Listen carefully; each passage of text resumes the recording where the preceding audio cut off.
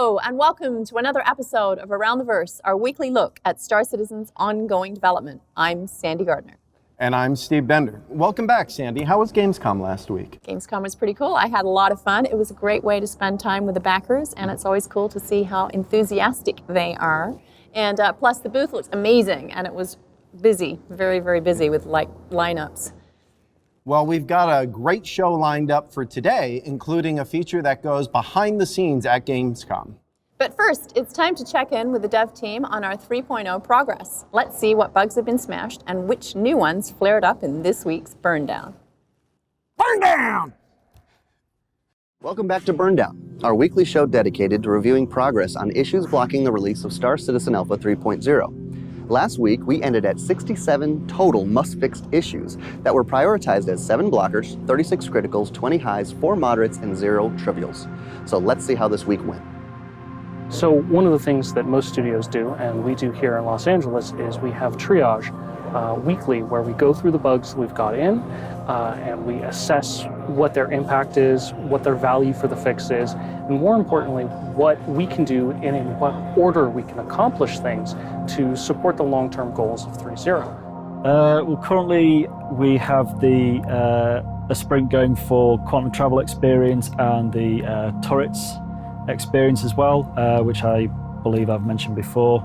We want to make sure that quantum travel and turrets are both to a level where, with the Item 2.0 implementation of these things, we want to make sure that they're properly reflecting how it is we want to have them in the game and where we envisage them going further in the future. So we have current sprints active for those at the moment to make sure that that is all working and tied together nicely. Similarly for the cockpit experience as well, that ranges from everything from G-force reactions, hit reactions when you're being shot at, to the general interaction around in the cockpit itself. A lot of things are almost completed in terms of the missions, but I'm getting to a stage where I'm blocked by a lot of issues. Okay. You know, I think missions are like 85% completed and ready for a review, but these extra couple of blockers would just push us over the line. And I've got prioritized JIRAs out for that with Janine already. The mission system is going to be under review with the directors in the coming days to see what the progress has been on the missions that we currently have, and get any feedback of how on the mission flow, various steps, how they play out, and any feedback that is then received from them, we'll have to evaluate that and come to an agreement with them on how much we're able to get done and how long that will take, and then from that we see how much work is remaining based on their feedback. Then I thought I'd show a bug I've been working on for 3.0. It's about a week old. The bug is the airlocks need moving down slightly. Because since you're standing here as a player, you wouldn't be pressing, like the animations for pressing this panel wouldn't actually hit the panel itself. It would hit somewhere below here because you'd be standing on a much lower elevation. So the bug request is for the airlocks to be moved down or everything else to be moved up. So it's a pretty clear-cut case of one way or the other. You have to solve this problem of the elevation being different. So this is a classic case of where you could do it the right way, which then would be to move everything up, as you see here, or everything down. But where, if you would do that, there would be so many implications of you accidentally causing other problems for other people, because you see in here, there's vaulting markup, there are loads of volumes, viz areas, there are loads of things going on. And if we see on the outside, there's the same, where there's like lots of assets, there's AI going around here, there are nav missions, all kinds of things that you don't want to accidentally break for someone else, to cause even more work. So that's a good case of where you have to sort of break the rules of what's conventionally good in game development and kind of go for the simpler option, which is you build a little stupid ramp so that the players don't stand down on the floor, they stand on the ramp and the animations play correctly. And funnily as that was, I solved that bug, and then it turns out that there was another existing bug, not to do with content or art in any way, exactly in this area where you sort of see, here's a video of this bug, where when the player goes here, you see they start they start freaking out. Here, that there's clearly something happening here, like that there's bouncing, something physical just in this area is sort of happening and affecting the player. And this bug was then passed around to programming. It was the talk of network issues maybe being the cause. It was very localized, like no one could figure out exactly why is it happening here. And then this submit goes in, and voila, and it resolves both bugs somehow. So it's a good case of a happy accident in game development. So what I'm working on is we had a metrics update for the shopkeep counter, and the shopkeep counter is going to be used everywhere. That can be used for selling clothes. It can be used for selling plants or weapons, things like that. So there's going to be a lot of common use. So we want to make sure that the performances and the metrics are matching. What we're going to do is we've decided that we want to take the standing touchscreen for the counter, and we're going to scoot that forward a little bit so that there's room for the performances so they can lean on the counters but they can also type. So there's like a nice compromise between the two. It'll be a new metric, and it'll be different than the standalone standing console, which we already have established. So this will be another version that just works better with the shopkeep. We're burning down bugs left and right. Just recently, we ran into an issue with Miles Eckhart, one of the mission givers that we're going to have in 3.0. Miles Eckhart was instead of sitting at the bar or the table like he was supposed to, we found him curled up in the fetal position in the corner. So for some reason, he'd had too much to drink, I guess, that day or something, because he was not where he was supposed to be. So that was a fun one to kind of debug and try to figure out. Required a lot of back and forth between Rob Reiniger, lead designer here, Francesco, our lead AI programmer in Frankfurt, some of the networking guys. Like it's a lot of the issues that we're running into are having to coordinate a lot with people from all over the company in order to solve, because it's not just a simple design issue or a simple art issue. It's a kind of a combination thereof. There's rarely a feature that is developed solely in one place or on one team, so it requires a lot of coordination between teams for sure. The burndown rate's not always high, but that's just kind of indicative of game development. The more we tend to resolve, the more we tend to uncover new issues. So the bugs created always rises. But that's not necessarily a bad thing, because at the same time, when we're fixing up issues, we're able to get the polish done, fix up bugs, and then watch the burn rate increase. Where are we at now? We're getting closer. Obviously, with software and with games development, it's really hard to tell where you are exactly at, because the things that really can get you in the hamstrings are the unknown bugs and the crashes with low reproducibility. All the bugs that we fix with the mission giving and with being able to go down to a procedural planet and pick up the boxes and be able to complete those missions is directly going to impact 3.0 and reduces the workload that we now have to do to be able to release 3.0 to you guys, our backers. It's not a direct sprint. It's, we've got to go around the circuit to get there, but we can see it now, and it's being able to realize it. There will be bugs before we get there. How big they are, are yet to be determined, but we are there. We can see it, and it's now just being able to focus in and hone into that release so that you guys can play 3.0. So at the time of filming this, we've added 27 to our must-fix list and checked in 768 updates to our 3.0 branch this week. That means we're at 94 issues, stopping the release to our first round of non-CIG testers. As Gamescom occurred this week, we had the unique opportunity for what ended up being over 2,000 attendees playing our planetary experience, which, as you know, houses a lot of the new changes coming with SC Alpha 3.0. Now, this did end up increasing the influx of must-fix issues for the better, as it helped us find some issues that may not have occurred until after our first release. So, as the goal every week is to burn down, we're going to keep working to push that number downward as fast as possible. So come back next week to keep up to date on Burndown.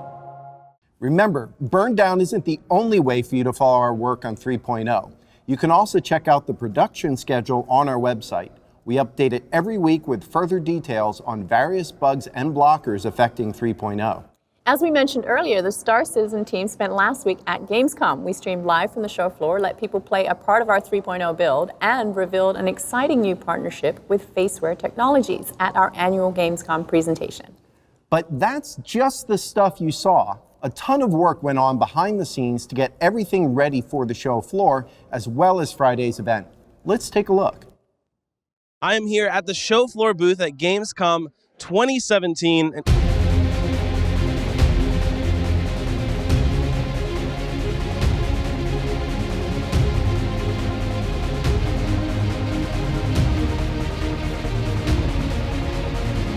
We were doing press demos on Wednesday and Thursday, which we had about 6 people on instead of the 12 we had for the big one. And so that's a little bit of the times where we're working through some of the kinks, although, some of the crashes of, sometimes we had them, sometimes we didn't. Every new build comes with like new little bugs here and there, so we get the latest build, and usually QA did a good job like to pre-screen the build, but sometimes we run into an issue and then we try to like fix it on site as soon as we can. We have an important announcement to make. DJ Knight is falling perilously to his death. We don't know how long it's going to take for him to land on the ground, but his options don't look good. We are here at the Star Citizen booth on the Gamescom show floor, and it is packed. There's so many people around here, people queuing down there, and they can play 3.0. Every day on the floor, we found issues. What people were playing was live. It was raw, right? First day, Tuesday, people playing, we found bugs. Those went back, we calculated them. Wednesday morning, new build. So I'm there helping with the IT and everything else, coordinate, let's push the builds, let's get going. And then I will try atmospheric re-entry, because that's the stuff that we all are waiting for. Yes. The graphic details are just awesome. I think my experience was very great. I can fly around the planet. I experienced like 2 ships that I never experienced before.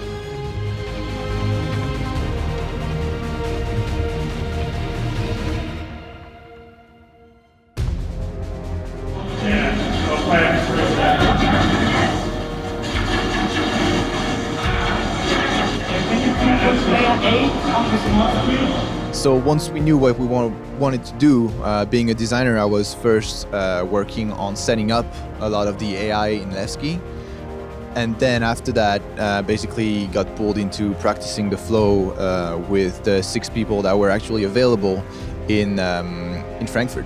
We need to send an audio feed via headphones so the gamers, the players of the demo can hear their own sound, but also send it via HDMI to the AV guys, which then pass it to the PA system, which is for the live mix of when people are watching it at the Glory Theatre, but then also isolating each element of that so I can send a different mix to the stream.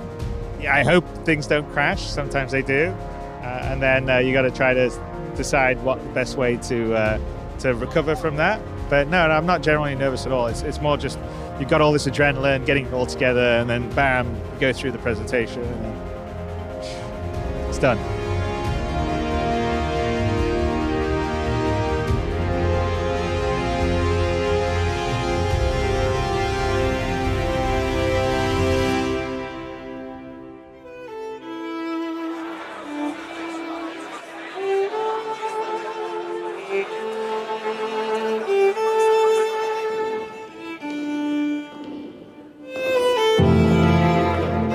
What does it take to build a symphony? It takes a blueprint. 4 movements that will dictate key, tempo, and the arrangement of musical notes that will create harmonies. A feeling so powerful that it transcends words. It must be conveyed in another form. Introducing the new 600i from Origin.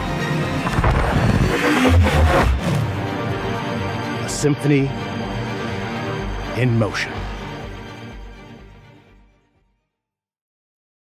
And without further ado, I am going to introduce the man who you've all been waiting for, Chris Roberts.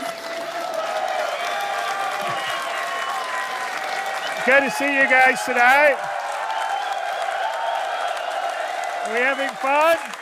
Yeah.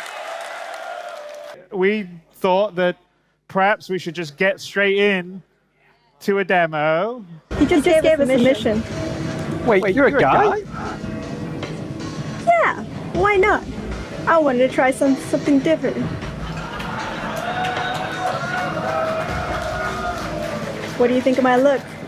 Okay, so hold on, guys. So one thing that we're going to show here, and this is a feature that we've put into the game. It's not going to be in 3.0, but it will be soon afterwards. Two things. One, which is Don't just stare at me. VoIP. That's a spirit. And the other is what we call face over IP.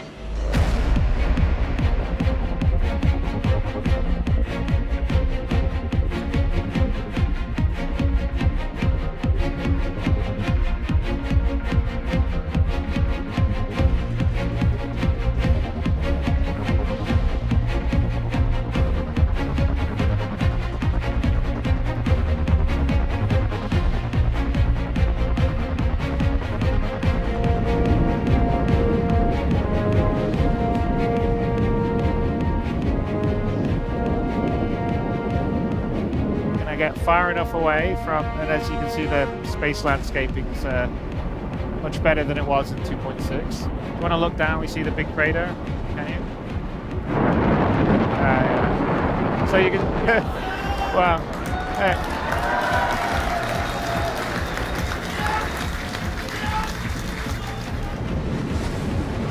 So now we're heading to Daymar. So you can see Crusader actually off to the right. As we head up on Daymar.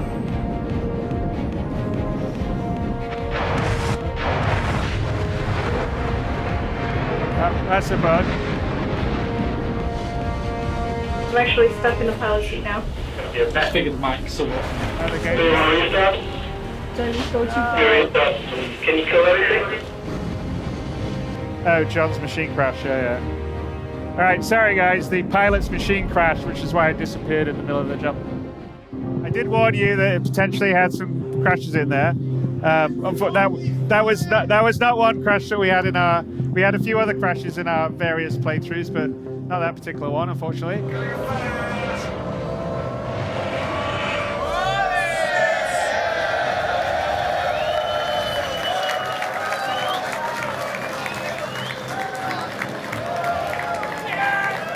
All right, back in business.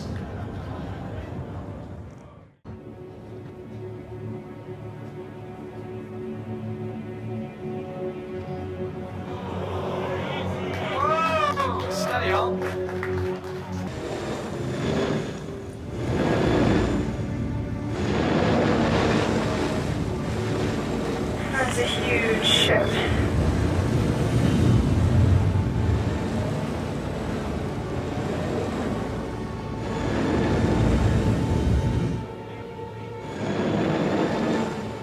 Adjusting landing position.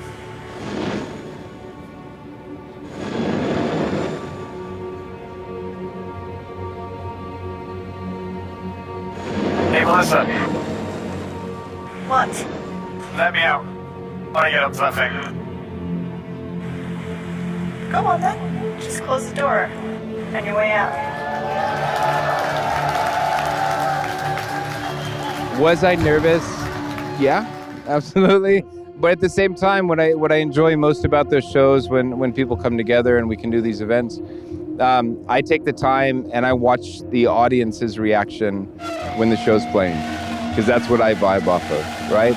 And to see people get excited, to see their facial reaction and to hear the noise when something happens that, you know, I know is going to be there right before, it's awesome. So I did have the time to, you know, relax a little bit with everyone, and it was a good time.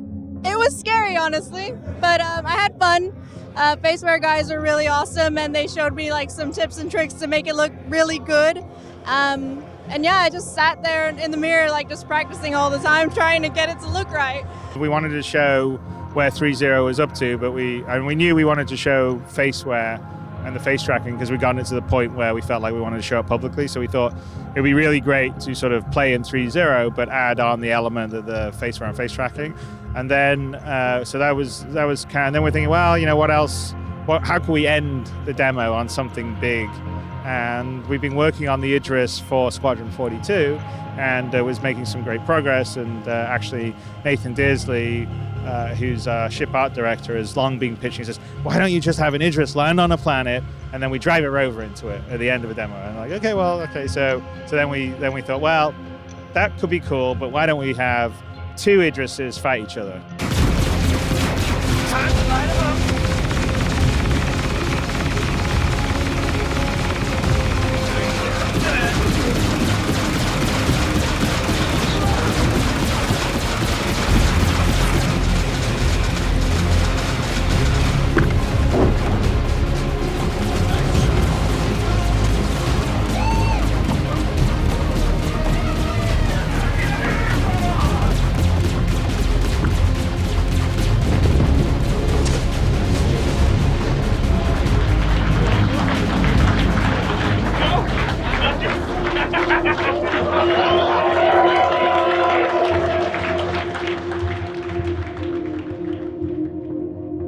Slowly, In the slowly. rear. Slow down, Slow, slow slow, down. slow, slow, slow.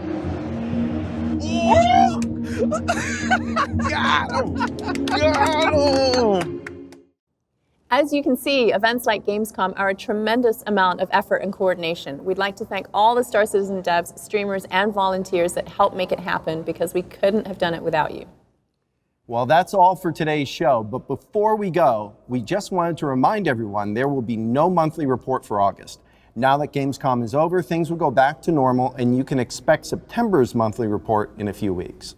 Thanks to our subscribers, as always, who pitch in a little extra each month to help make these shows. September's ship of the month will be the Drake Herald. So starting Friday, all you need to do is log into the game to try it out. And thanks to all our backers for your support. Events like Gamescom really highlight the importance of our community, and we can't thank you enough for everything you've done to make this game a reality. And until next week, we will see you around the verse.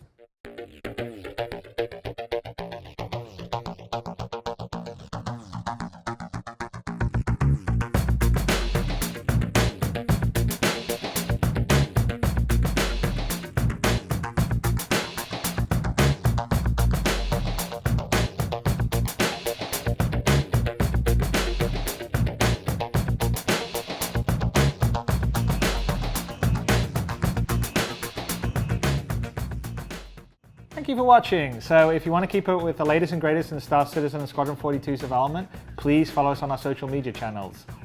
See you soon.